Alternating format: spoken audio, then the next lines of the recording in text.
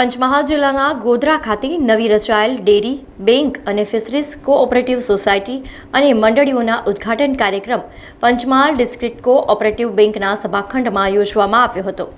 કેન્દ્રના કૃષિ અને સહકારિતા વિભાગ દ્વારા આજે દેશમાં 10,000થી વધુ સહકારી મંડળીઓને મંજૂરી આપી તેનું ઉદ્ઘાટન કરવાનો કાર્યક્રમ દિલ્હી ખાતે રાખવામાં આવ્યો હતો। જેના અનુસંધાને પંચમહાલ જિલ્લા કક્ષાનો કાર્યક્રમ પંચમહાલ જિલ્લાના ગોધરા ખાતે આવેલ પંચમહાલ ડિસ્ટ્રિક્ટ કોઓપરેટિવ બેંકના સભાખંડ ખાતે યોજવામાં આવ્યો હતો।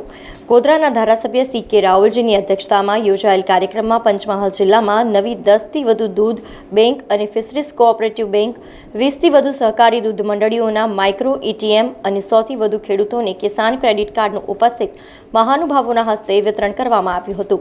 કેન્દ્ર અને રાજ્યના કૃષિ અને સહકારિતા વિભાગ દ્વારા રાજ્યની તમામ ગ્રામ પંચાયતોમાં સહકારી મંડળી શરૂ કરવાનું લક્ષ્ય રાખવામાં આવ્યું છે।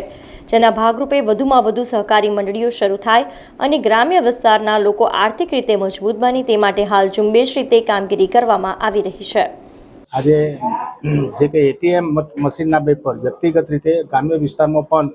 પોતે પૈસા ATM બીજી રાષ્ટ્રીયકૃત બેંકો કે બીજી જે કંઈ બેંકો એની જગ્યાએ દૂધ મંડળી અને સેવા સહકારી મંડળીમાં ATM કોમ્પ્યુટરાઇઝના પેપરનો એમને મશીન પણ છે તે વિતરણ કરવામાં આવ્યા હતા કે જેથી કરીને એમને દૂરના ગામોથી શહેર નજીક જવું ના પડે। અગર બીજી કોઈ ATMના અનુસંધાનમાં રાષ્ટ્રીયકૃત બેંકોમાં જવું ના પડે એટલે એના માટેનું સુદૃઢ આયોજનના ભાગરૂપે આજે મોટાભાગની મંડળીઓને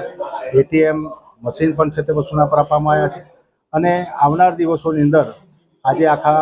હિન્દુસ્તાનની અંદર આખા ભારત દેશની અંદર નવીન 10,000 મંડળીઓનું આજે માન્ય અમિતભાઈ શાહ સાહેબના નેતૃત્વ હેઠળ એનું ઉદ્ઘાટન કરવામાં આવ્યું છે અને તમામ સહકારી મંડળીઓને પગભર કરવા માટે અનેકવિધ યોજનાઓના ભાગરૂપે એમને વિસ્તૃત સમજ આપી અને અમારા પંચમહાલ જિલ્લાની અંદર જે કંઈ આજે ડેરી ઉદ્યોગ છે અને ખેડૂતોના બેઝ પર જે ખેતી વિષયક મંડળીઓ છે એ અમારા ચેરમેન શ્રી જેઠાભાઈ ભરવાડ સાહેબના નેતૃત્વ હેઠળ આ બંને સંસ્થાઓ ચાલે છે